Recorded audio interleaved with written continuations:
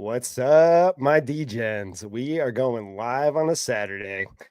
You can tell that we have no lives. You can tell that we have nothing going on, and we are a couple dads, and we're looking to rookie mock. That's what we're doing today. We are rookie mocking. We are going over all the values on the board. People always ask me why rookie mock so much, and there's so many reasons to do it. Obviously, just to have some fun with some friends, but also I know that these boards are probably going to change dramatically come, I guess, a month from now, a week from now, whatever it is. But that's the fun in it. You're looking at values and the shifts, and you can really take advantage of your actual rookie drafts once you have that in your bag. Once you know, like, okay, these guys are rooting for this one, they're going after this guy. You see a lot of value in that early rookie draft in general. When I started off, it was football guys, and I was in their rookie mocks like all day, every day. Shout out to Jeff Bell over there. But he got me on to guys like Laporta and Puka. And it's great to rookie mock with people that you might not feel like you have as much knowledge with, or, getting that opportunity to, I guess, take advantage of that. And then you can go into your home leagues or your other leagues that may not be as tuned in. And it's just a great opportunity to grab some guys. But before we get into that, Dane, how you doing, brother? Good, man. I can't wait to mock tonight. It's been a while. It's been a while since we got on and picked some rookies. Yeah, we've been doing a lot of stuff, man. We got our hands in a lot of things right now. We dropped a couple pods not too long ago. So I think we dropped one this morning. And then also yesterday we had the rookie draft go, and then two more pods earlier this week. So I don't think any brands, the solo brand is cooking like we are cooking. I don't think anybody's really touching the amount of content that we're putting out week to week right now. So unless they have a conglomerate of people at their disposal and they're just going crazy. But right now it's like a three guy system right now. So it's pretty nice. So for this rookie draft, I think really what I'm looking for right now, obviously, where's Travis Hunter going? Where's his value at? Caleb Johnson, how far he's dropping, where the shift is in Ted McMillan. I know that there's a lot of rhetoric as far as where he's going, what's happening with him. Is he going after a couple running backs before them? Cam Ward, whoever it is. Cam Ward just had his pro day. There's a lot of things that have happened in the last couple days that I'm interested to see in what influences this rookie draft right now. And then you go back and even to the later guys, like all the Jalen's, like you got Jaden Daniels, we got Jalen Royals. There's so many different guys that are sliding up and down the board, and it's just a fun thing to do. And I got a bunch of guys from the Discord that are hopping in to help us out. So I think we're going to start this baby up, and then I'm going to have Dane read off these picks right now, and then we're going to pretty much fly through this thing, and then we're going to assess it after. All right, so here we go. We got 101, and my man is waiting. Obviously, there's no surprises there. We got Genty going 101. That's Jack. We got Hampton going at the already. Little spice right there. So Hampton, something that I really anticipated a little bit. I know that Tet's probably been. We got the Steve Smith rhetoric, and then everybody that's really talking. I guess it's prospect fatigue more than anything. You always have these guys that have been ultimate value and guys that are the wide receiver one for X amount of years coming in, especially in the Devy scene, and it just gets old, and everyone kind of has this whole idea in their head that they're not going to be coming in as a Drake London. That's just the size comp. But all right, it's my turn. Yeah, that's right. 106, and I think you got to take Cam Ward in the flex, man. I don't know why he's going to 106 there.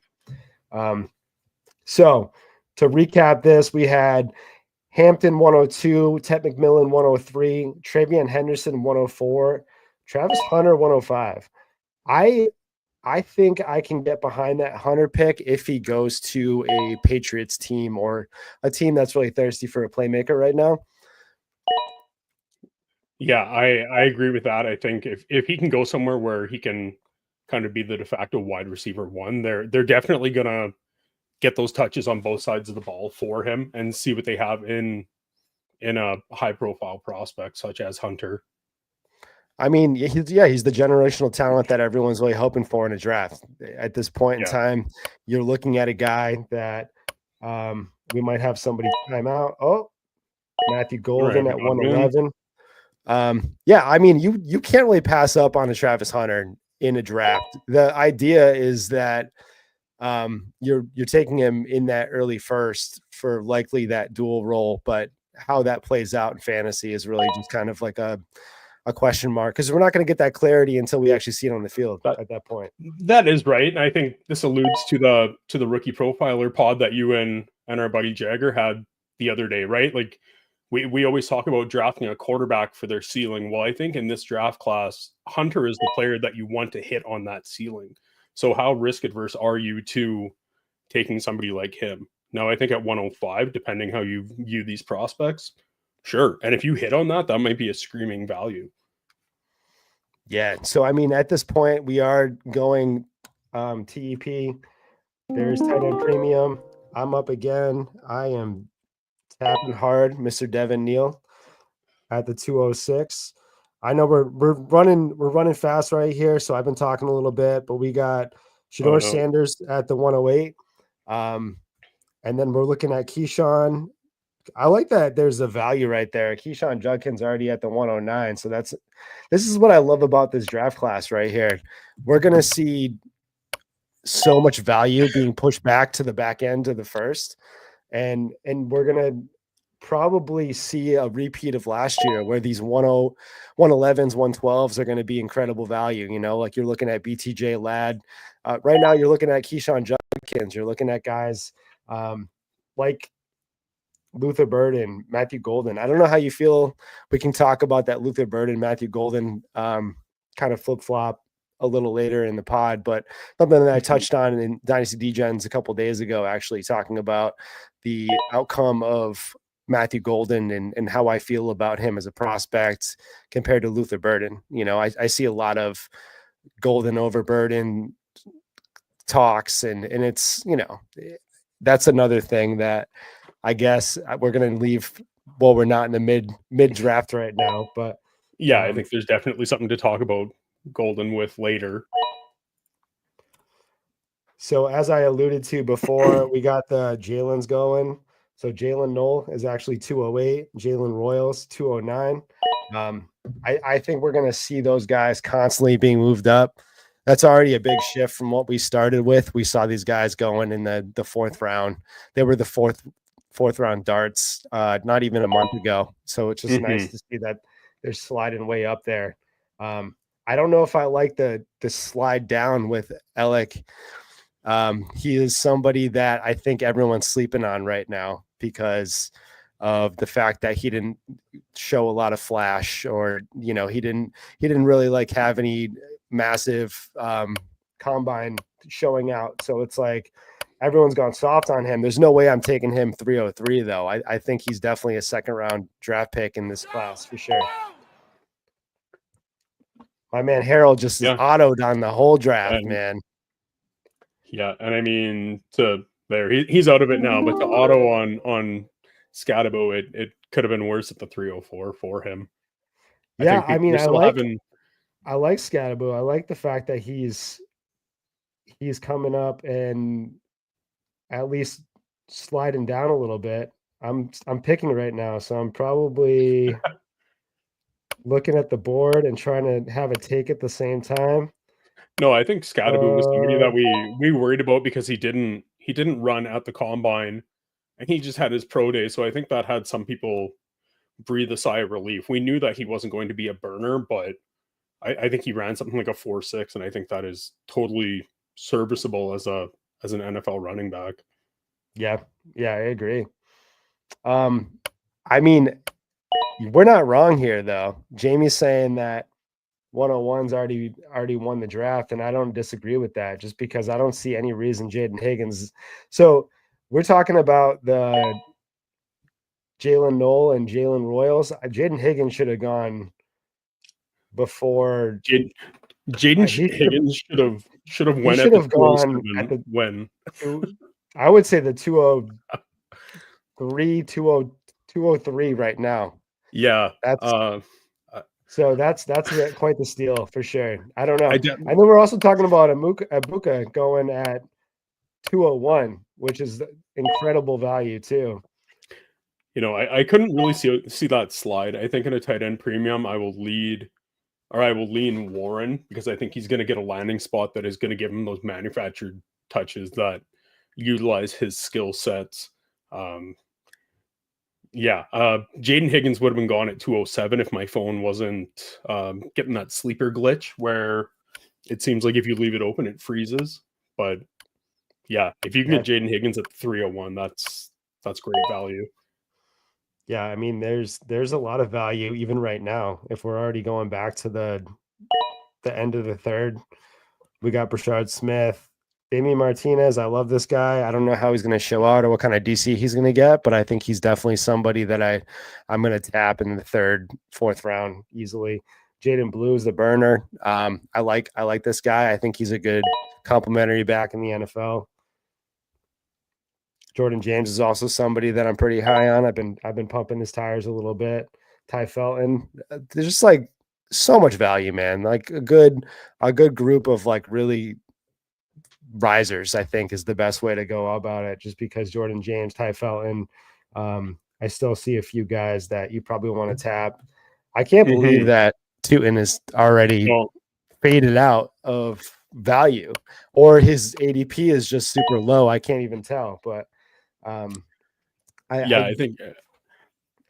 think he is tucked away on there. I think he has some attributes in his game that should definitely be putting him in the second. He should be gone by the third latest in rookie drafts, in my opinion. Yeah, and there we go. We have Slick Nick listening. We got a Tootin right there. I'm gonna go bang bang. A double snipe and a fourth. My goodness.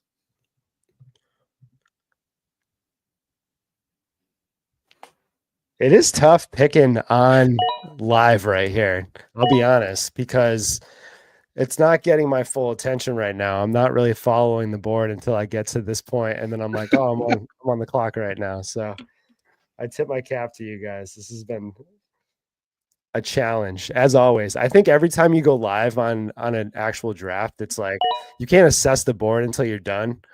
You can just go over pick by pick, but you also have to be a little locked in because you're like, oh, I'm on the clock right now. Jamie's asking for more.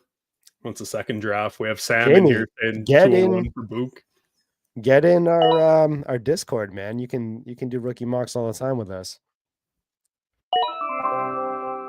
All right, well, that's the end of this draft, and this is probably the start of the pod right now. So I appreciate you guys drafting with us and getting in there. I'm gonna go down the line a little bit and just talk about these picks.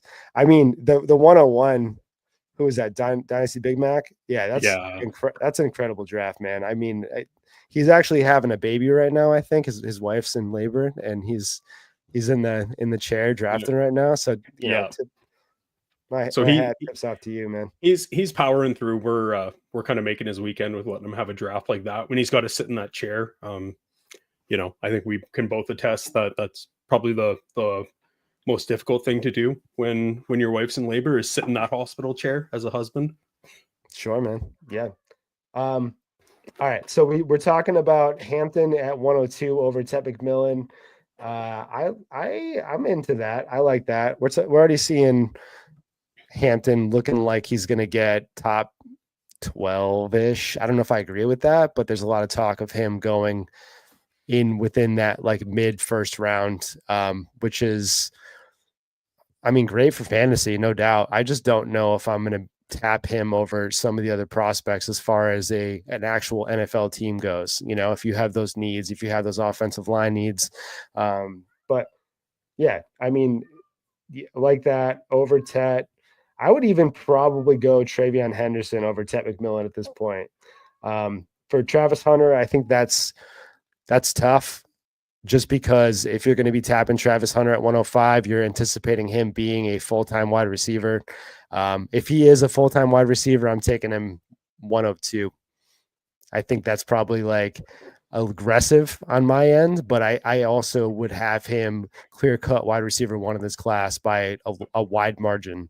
If he was just like, I'm not playing any defense and I'm going full on offense right now. There's Yeah, only a and select few teams that I think I'd be comfortable taking him there, but the value, if you're going to like look at Hunter, like I've talked about a million times, and that what we talked about on the rookie pod is, you know, he's going to be, if you're taking him end of first, he's worth the tap. I don't know if I'm going to take him mid to early first unless I have that assurance that he's probably going to be that guy in that offense. And I think the Patriots is the only spot in that range that he's going that makes sense for that. But so I think with Hunter, if you're sitting there at the 105 and that's a true 105, you're kind of a middling team. Why aren't you going to take that shot? Like Hunter might be the team that pushes you into the playoffs if he comes out and he gets to show his skill set of, potentially being an elite wide receiver, where he also has insulation, in my opinion. There's going to be people that, year 2, year 3, people still think, no, he might get more of a snap share as a wide receiver. They're going to start utilizing him more on the offensive side of the ball. So I've kind of started to change my tune a bit, that I think I would be comfortable around the 105 to the 107, depending where I'm sitting in my own drafts, to take Hunter like that. yeah, I mean, Jeff right now is talking about what about Hunter in an IDP? Hunter in an IDP league is the 101. Like Smack. I'm taking him over Genty all day.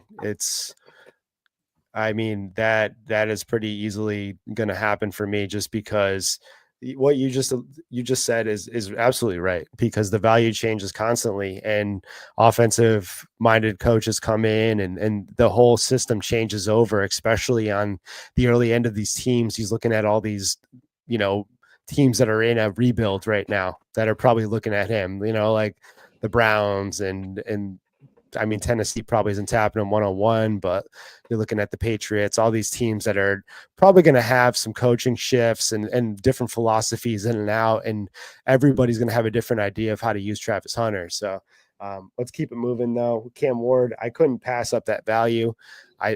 There's no reason he's not going to go the 101 in the actual NFL draft. So I think you have to grab that guy no matter what, even if you don't like him as a prospect.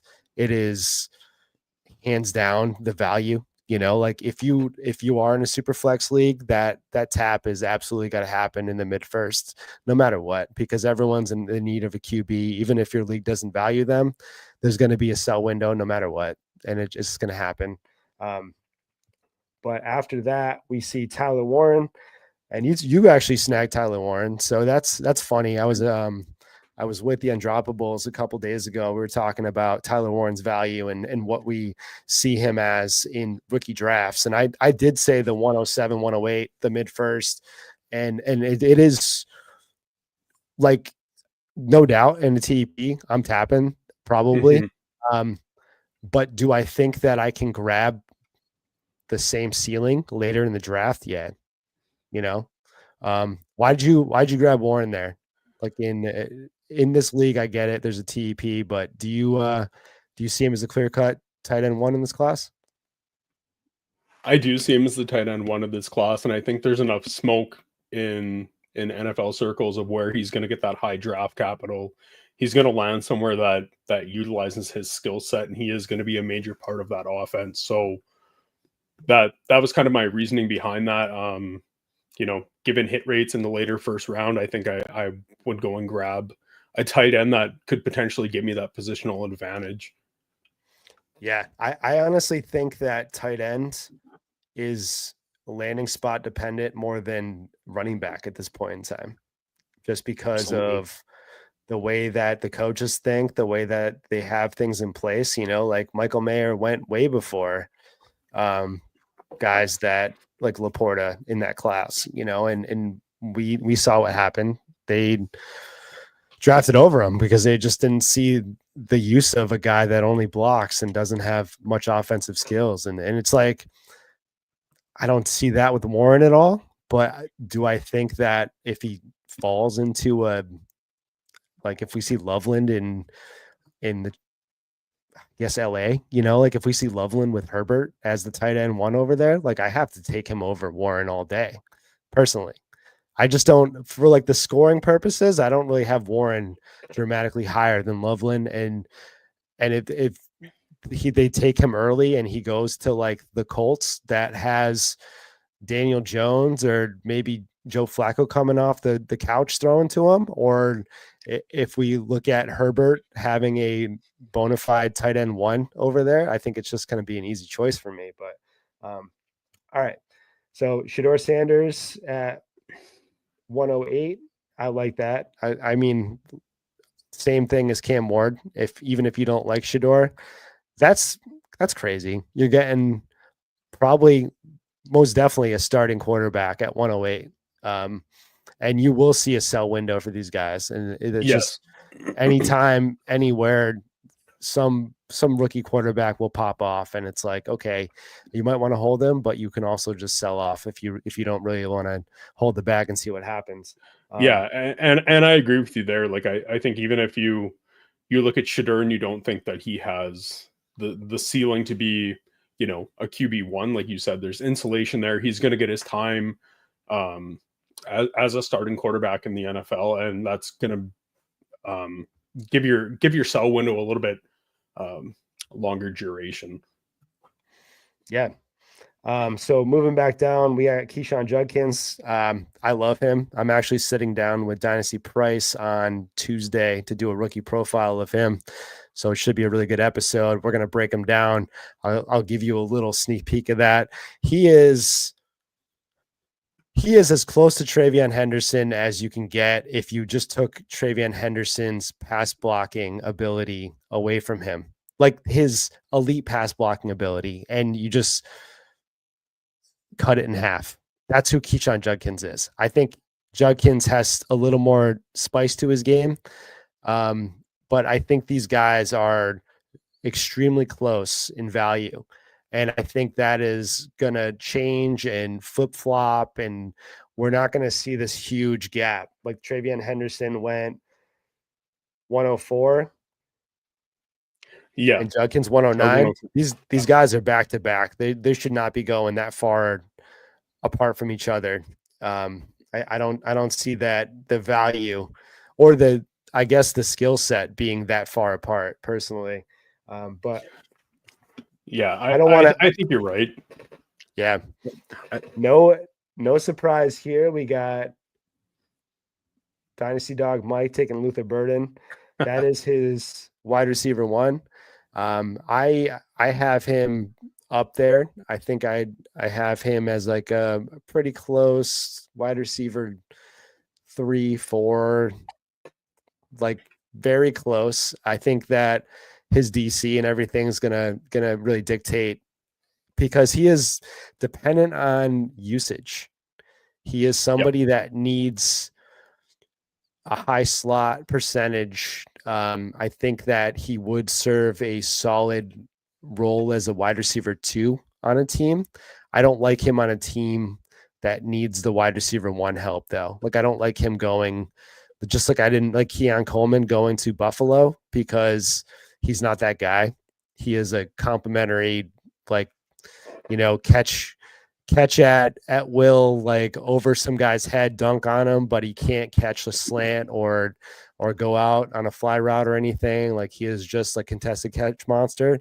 He's not going to be that guy that's going to take over a team. Like if he is anybody, he's a less polished, like if Jordan Addison couldn't develop a solid route tree is what I have him as. He's like very good in the slot. He can go on the outside. His slot usage is against him as far as a prospect goes. But if you had Brady Cook throwing to you 25 yards and couldn't make it accurately, you'd probably be running out of the slot too. Let's kick it over to 111. We got Matthew Golden. How do you feel about Matthew Golden? I know that we have some analytic guys in our group, and they are way out on Matthew Golden. Do you feel like that's influenced you to kind of push off Matthew Golden in rookie drafts? It has, like from what I've read, and I definitely trust who we have on the DGens team that are doing our numbers for us. So, first it was the fast 40 at the combine. He had his pro day. There's rumors that he could be, one of the first wide receivers taken in the NFL draft. And I just don't think that this rise in rookie drafts is warranted. So sure, if he's going to go 111 and I have a pick in the early second and we see an Egbuka or a Johnson or a Dart going off, by all means, people can go in on Matthew Golden, but I think I'm gonna stray away from him. Yeah, the 111 there is a little too rich for me for Matthew Golden because, like you said, I mean, a Loveland pick. I love Loveland at 112. Like I said, I think he has a good chance of being the tight end one in this class. His blocking does scare me a little bit, but ultimately we can get by that. I think it's not going to be a deal breaker in the NFL. I don't see him as a Kincaid, but I'd see him as a step up. He's got a little of the same blocking ability, but also like I think he has more to his game than just what Kincaid offers. This is the biggest value that I see so far is Emeka Egbuka at 201. Yeah. If you're gonna get Emeka in the second, oh baby. But like also there's gonna be 201 is a first in this draft class at right now. Like that could change dramatically in the next couple weeks or the next couple months, but right now it is looking like, especially in tight end premium leagues, the 201 is going to be incredible value because someone's going to get moved out. And if you're high on Matthew Golden, it's going to be probably Egbuka or Matthew Golden. And that's really like, but I also don't think that there's going to be a combination. Like Luther Burden will be there sometimes. Loveland will be there sometimes. Like that'll be just it depends on your league, but ultimately that's just still going to be like a guy that it's just incredible value. I don't know how many times I'm going to say that, but I just said it one more time. 202 is Caleb Johnson. I love, he's still going to be in that second tier for me. Sure. Absolutely. Yeah. Hold on. We got Jamie's asking me Egbuka or Addison. I will still go Addison on that, but it's very close. I think that if we saw Addison go on a team that didn't have Justin Jefferson on it, he would probably be a much more successful fantasy asset than he is right now. Like I think he's still, the fact that he can still produce, and everyone said that he was just producing because JJ was hurt, but he still continued to produce while JJ was there, just shows that he is a set and forget it guy that can produce no matter the situations. And I think Egbuka is definitely in that tier. He's definitely somebody that can do it. But I think if they came out in the same class, I'd still have Addison slightly higher than Egbuka just because of the drop off that Egbuka had after his really big rookie year. And we saw Addison really just improve, especially with Kenny Pickett as his quarterback. So, all right. Caleb Johnson, love it. Go ahead, man. No, I think going to the Addison and Egbuka talk, like this might be take lock, this might be me putting on the blinders, but I would take Egbuka. I think they're both wide receiver twos. I just absolutely love his route running ability, and if he can be paired up with somebody that he can work out the slot and he can be in the short and intermediate, I think he's going to be more beneficial for you in PPR formats than Addison. But that Addison is probably one of the best route runners in the NFL. Like straight up. Just not utilized because you have JJ. He has one of the best route trees. He's got the best footwork, stem work. In that's just, I mean, coming out, that's really what his game was. So I think they're pretty close. But yeah, I don't blame you for taking one or the other. Personally. Let's make some trades. All right, man. I mean, if I get any Egbuka shares, I'll just flip flop them, man. We'll find it. Yeah, especially with JJ McCarthy in town, I'll take that all day. Oh yes. All right, so we got Jackson Dart. Obviously, he's sliding up a little bit. The real question is, do we see somebody in the NFL take this guy in the first round? I like Dart. I think he needs a lot of work. I think Hmm. Dart is a guy that's better left as a backup quarterback coming in his first year. I don't think it's going to end well if he comes in and starts immediately. He does have a lot of work to do. He's got a lot of, I guess, more mechanics, and then also his arm strength and everything that's in play. I think there's a lot of things that are left up for development. But I mean, if he's going in the first round, you got to take him there, right? Like he's got to go. Yes. He might even creep up into the first, and that's going to just like open up this draft class even more. Um, there's going to be casualties too. There's going to be guys that just like we see all these running backs going right now. I guarantee we're not going to see all these running backs going in the first round. It's just not going to happen. We're going to see, somebody. Keyshawn Judkins is going to go to Buffalo, and everyone's going to be like, "Well, I don't know what to do there."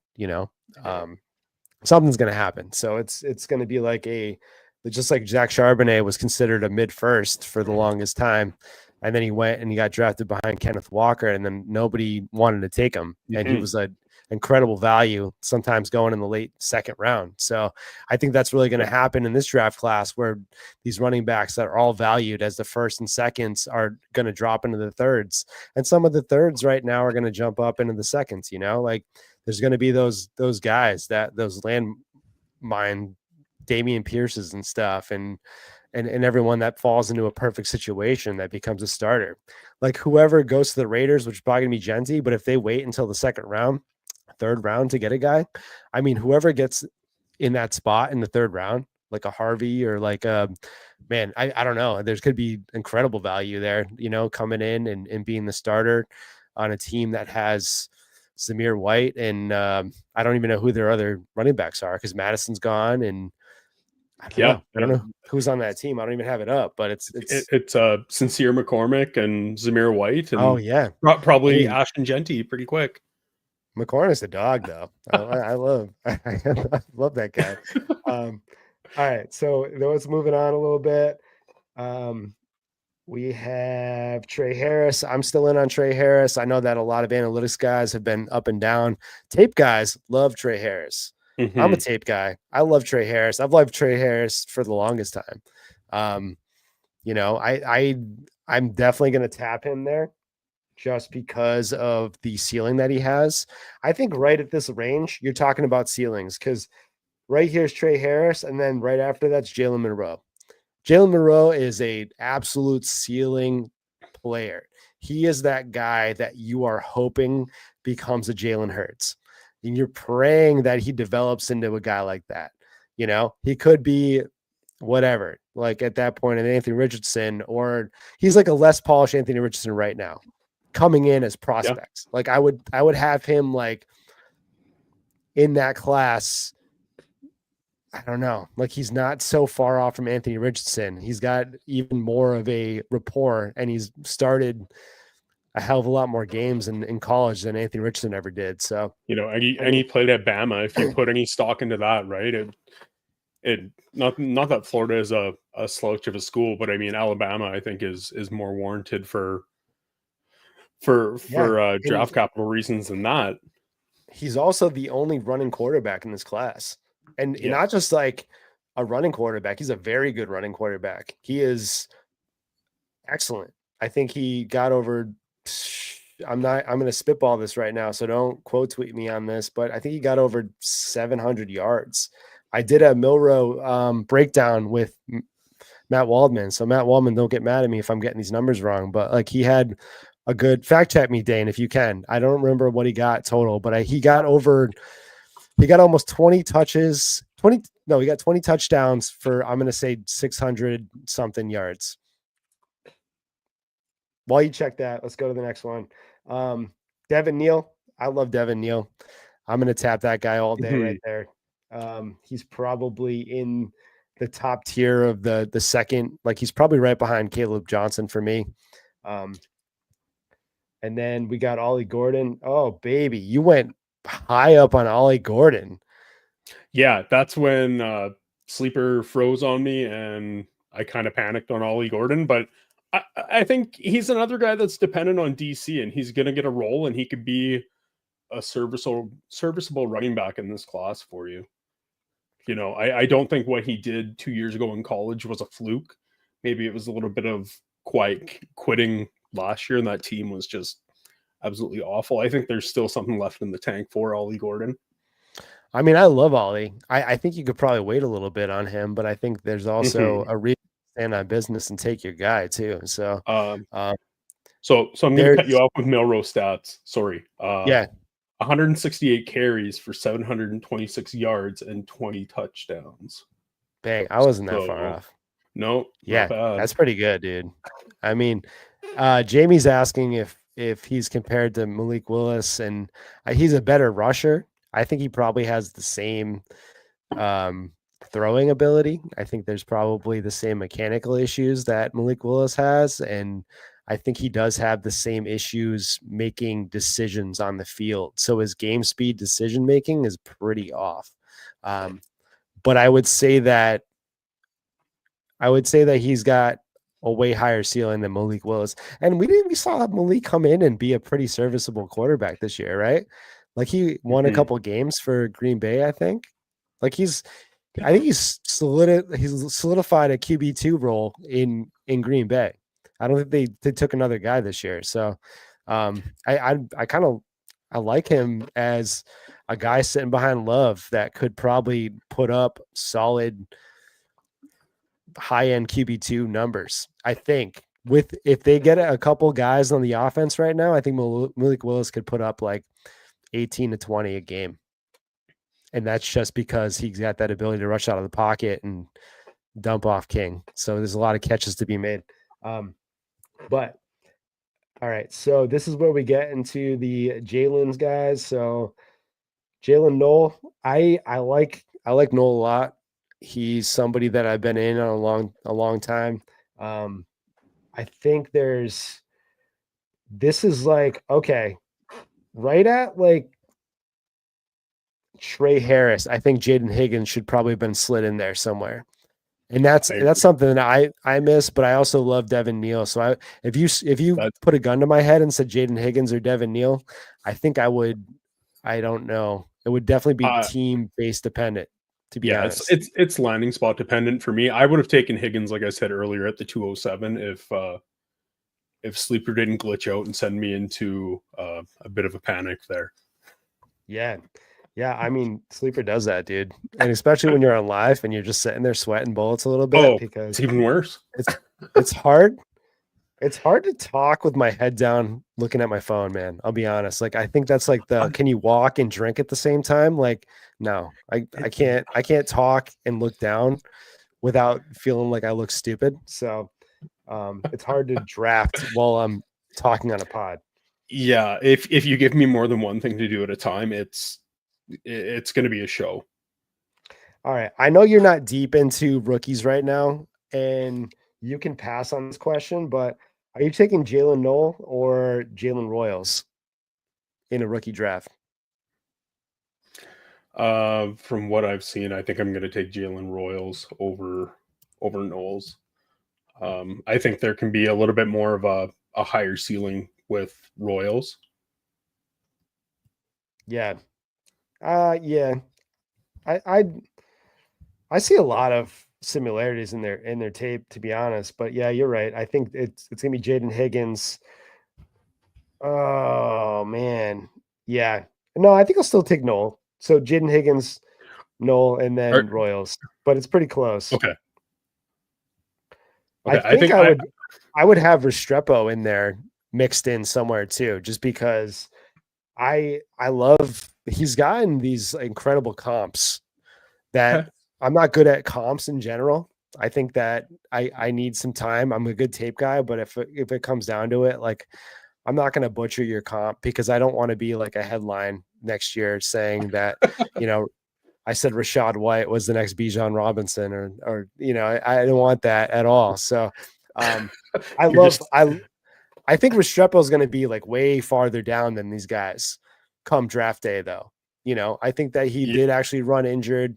I think he should have never ran that 40, but he probably felt the pressure a little bit. But man, I talked a little bit on the pod a couple days ago of like, the quarterbacks nowadays call their shots, right? The quarterbacks say, I want this guy. Like CJ Stroud took Tank Dell. Like he was just like, Yeah. you're getting Tank Dell. And they just grabbed him for him. They're like, all right, Word, we want to make you happy. Cool. Cam Ward is going to grab Restrepo. Like, no doubt in my mind that Cam Ward is going to get this guy on his team. He's going to go 101 and he's going to be in the office and say, go grab my man in the third or fourth round, like just like Tank Dell, I think, what is he, fourth round pick or whatever.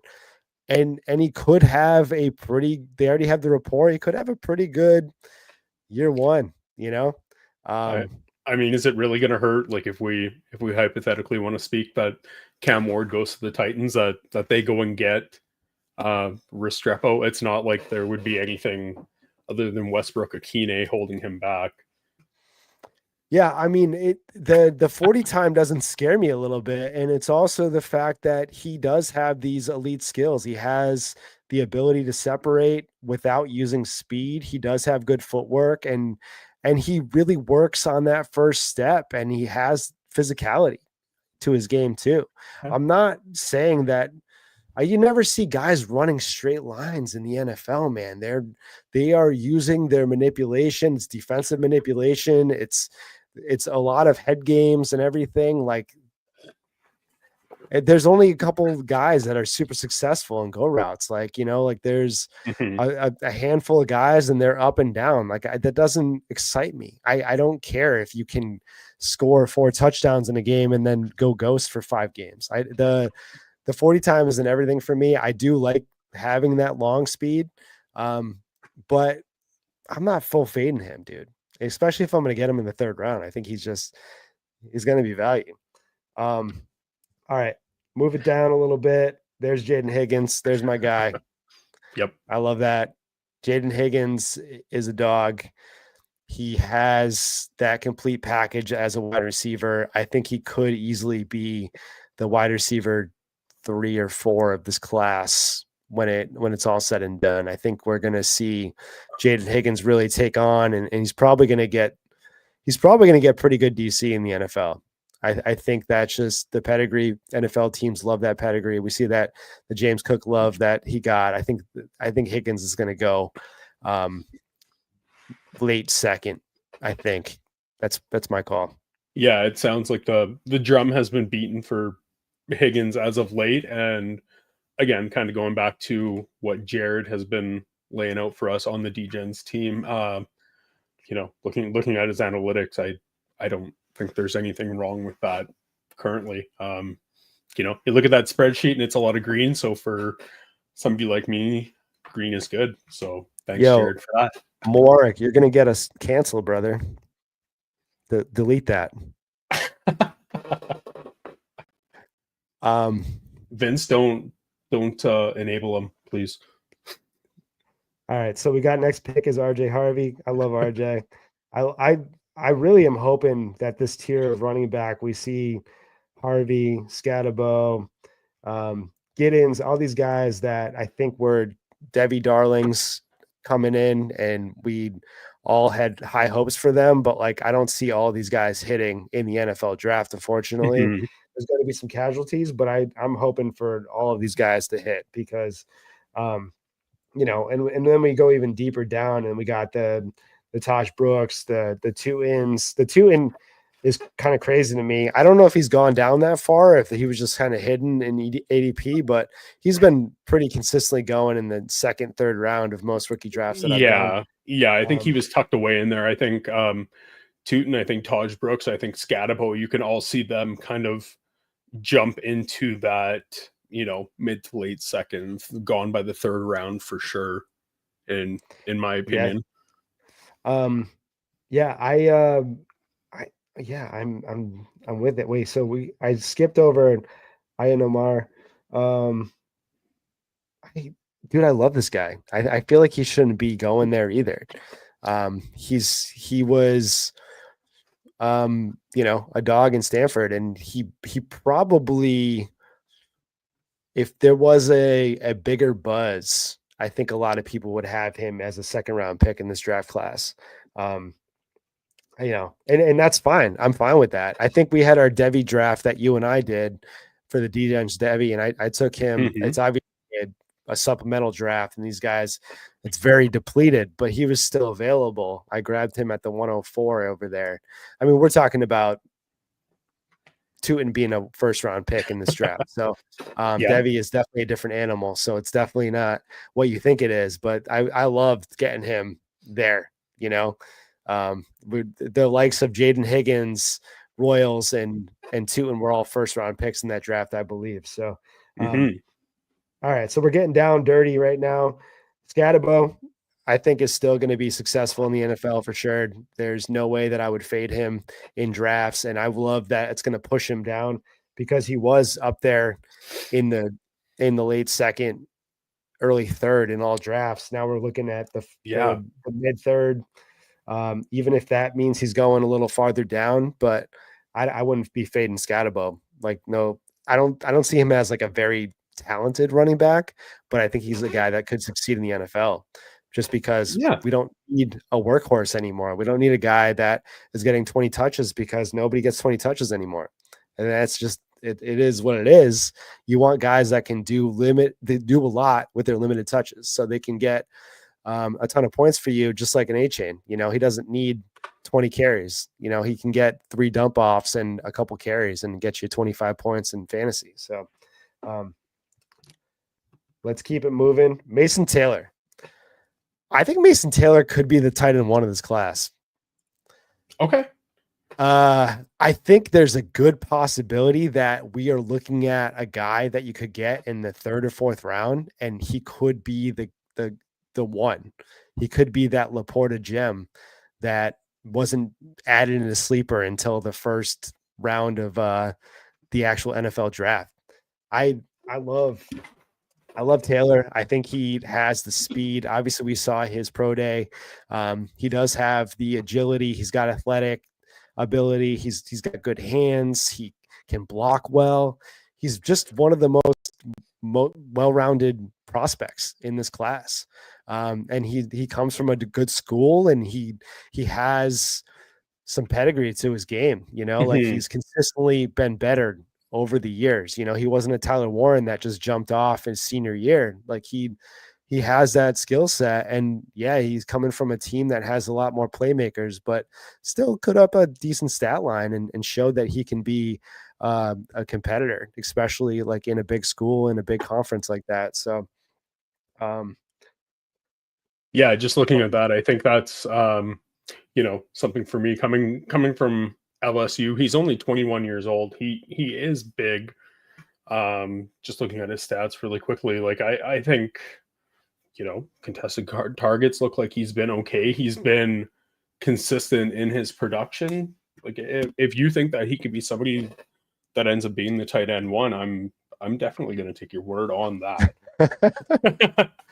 yeah, I mean, pass the buck a little bit. That's kind of a hot take though, but I mean, dude, I think these guys are all almost straight lines. Like I have Mason Taylor as my tight end 3 right now, but they're all separated by like 3 or 4 points. And that's not a large margin. If you look at a scale that I usually create, it's usually like, for instance, the separation of, like if we're talking about Bowers to the next tight end in the class was by 30, 40 points, so like there's not a elite tiered tight end in this class. If Warren gets that DC, I still don't know because we see tight ends get massive DC all the time, and then they take years to even be a thing in Dynasty. So Yeah, absolutely. the tight end position doesn't mean anything for the actual DC that they get. I don't value that at all. If you take a tight end in the first round, I don't care, dude. Like, look at Michael Mayer. Look at these guys that take forever. Like even Evan Ingram didn't really blossom until his, I think, 5th year. I mean, he just took a while. He was fine. It was okay, but like you're not going to be like, okay, this is the guy that I'm taking over elite tiered wide receivers and running backs at this point. But I don't know. I mean, there's still room. People still believe in Pitts, and I don't blame you because Pitts is still a young dude, and before, tight ends needed like 3 to 4 years to compete and to be a thing. So there was a lot of development at the position. And now we've been spoiled the last few years. Uh, We've gotten tight ends come in and they're just like monsters immediately. And mhm. that's never just like wide receivers, dude. We used to have to wait till the year 3 in Dynasty for them to be a thing. Now it's like if you're not doing anything for the first year, like Jameson Williams was a bum. Marvin Mims was kicked to the curb. These guys like Nico Collins was in the 18th, 19th round until his third year. Nobody valued them at all. Yeah, and it's a bit to do with redraft syndrome, right? There, it seems like Dynasty was the fad, and now we're starting to see more players into it. And if you're not getting instant production, yeah, people have no problem kicking you to the curb and finding what's going to give them points, right? Yeah, I mean Jamie's right though. Like Njoku is Mm-hmm. somebody that was drafted high, that had all the skill set, had crazy athletic profile, and he just got drafted into dynasty hell, and then also, like he didn't get he bopped a little bit for his rookie year, but then it just like was a massive dip, and everyone said, okay, what about Njoku? Like, yeah, he's flashed. Yeah, he had a great year last year. He's had a couple good years in total, but never really reached the pinnacle of what we thought he could be yet. Which I'm not saying it's too late. I think he's 27 years old, so it's like these guys. Like I think Hawkinson. How old's Hawkinson? I think he's 27 right now. Um, Yeah. he was never really like massive guy until I think 2 years, 3 years into his career. I don't know. I mean, I'm spitballing right now, but let's let's keep it going here. All right. So where do we drop Mason Taylor? I went Giddens. One of these guys is gonna hit. Um, Jack Betch, he's rising a little bit. Brashard Smith. I think everyone that has followed oh god, Shinak's asking me for hold on. Let me slide over a little bit. Okay. Um yeah, I think Brashard Smith's somebody that everyone is pretty set on to grab in the later rounds, just because if you're not familiar with him, he worked as a wide receiver most of his college career, and I mean, he just decided I'm going to be a wide or a running back this year, and he had a monster year. Like he has a different skill set than a lot of these running backs have. He has the Mm-hmm. ability to run the slot. He has that catch passing ability, the pass catching ability. Excuse me. I've been talking too much. Sorry, Dane. I've been hijacking this pod, man. But he has the ability to be a dual threat at all times. And I think he could be an incredible weapon in the right offense. I think he's got to fall into the right system.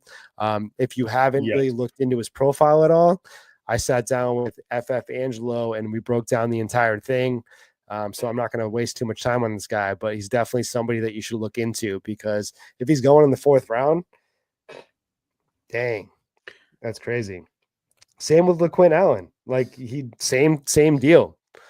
He has all the same skill sets, and he could easily be a massive weapon on a lot of teams if they know how to employ him and use them the right way.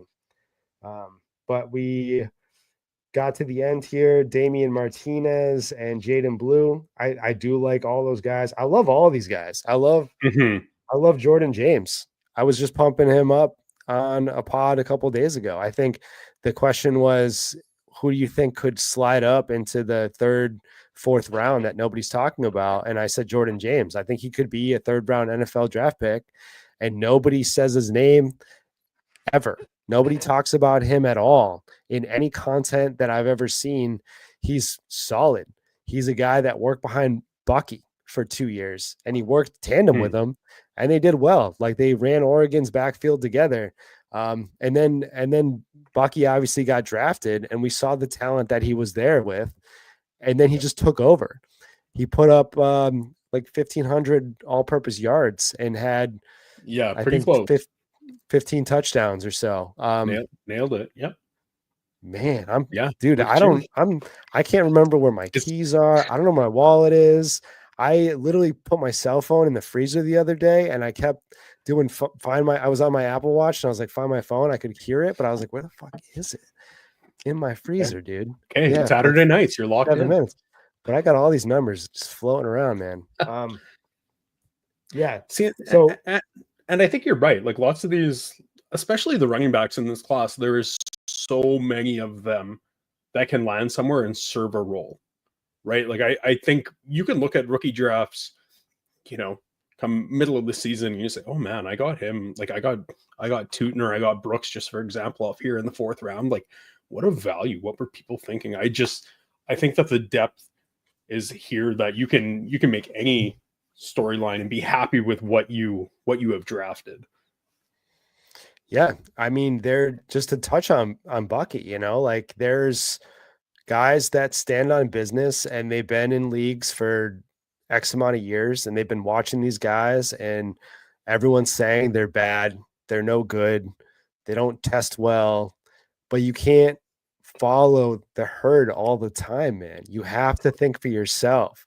These rookie drafts are so important because you get to see how everyone thinks and how they value them. And if people can break down that value for you, they can help you. They can lead you to guys. Like you don't fade guys because of the large accounts on X that tell you to fade the guys. It's not gonna always end well for you. Like for everybody Mhm. that pumps a Bucky Irving, there's 20 guys that say you're crazy for liking Bucky Irving, and that goes with any prospect out there. And You that's the know, thing. Like, yeah, and I think a lot of these running backs fit the mold that they could be like a lot of these guys that are at the back end, the third tier of this class would be the RB1 of the class of last year's class. And that's just the reality of it. That's just the contrast of these two classes when it comes to running backs is insane. Um, but let's to cut you off here, I think it's to what you Dustin and Peter spoke about on the last podcast, that you have your own process, but if you see everybody being negative about one player or positive about the other, maybe if they're all zigging, that's when you zag. And I like to keep it extra simplified compared to that. In my 3rd and 4th rounds, I'm usually drafting running backs because they can be next man up. And then I'm going and drafting people that I know maybe my league likes more. If this is where I'm going to move future draft capital to get back in and draft a player, you can, play around with those margins and hopefully find success there. Yeah, that's exactly how you do it, man. Like there's a lot of movement that you need to have, and then there's also you knowing that these guys can go where they go. And it's fun to have that in the back of your brain because you're like, okay, this is really how it's been going. This is how I've seen it happen. And you know that your guy's going to go there and your pick is 5 picks ahead of it. The value that you can have and still get your guy is always so important. Having that confidence of where these guys go in rookie drafts is that huge advantage where you can trade back from the 105 to the 108. And like Dynasty Mike in the chat right now has Luther Burden as wide receiver 1. He doesn't have to take them at the 104. He can trade back to the 108, maybe even get a first on top, a couple vets, whatever he wants, and still take his guy. And that's just like what you should be doing in the back end of the draft too. Like you can move around, you can trade middling vets for these guys and just say, okay, like, you probably could have traded whatever, James Conner for uh, a 3rd-round pick last year.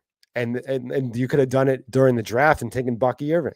Or, Mhm. like just I want to use him as an example just because he just hit so hard. But you can do this. You can move around. Like I traded Diggs in a couple drafts last year and I got a couple seconds. I got a Lad McConkey out of that deal. Actually, I got him at 201. So it's like Yeah. you can, dude, move off of these guys before they just like, fall off the face of the earth. Um, let's Jamie's got a question I think is directed at you. I think you have to answer that before you go. Oh baby, No. yeah. Well, there is that one for sure. He's Is got two, that but one? What's he got? there's that. Yeah. Jamie's got to get in our next draft, but this one right here. Oh yeah. I love Roman Wilson. I was probably taking him at the end of the 2nd round. I still believe in Roman Wilson, but I think maybe if you follow my content long enough, I am very high on Roman Wilson. I've always been high on Roman Wilson. And yeah, I mean, we're still holding out hope for that. I think if you watched or you looked at Chris Sims' pods and you looked at his rankings and stuff, Chris Sims also very high on Roman Wilson. Yeah. And Chris Sims, his rankings are so wacky that they're always right. So you got to just like hold out hope. Roman Wilson. So I always said, if the Steelers take a wide receiver in the 3rd or 4th round, I'm taking him over a Patriots 1st round wide receiver every time.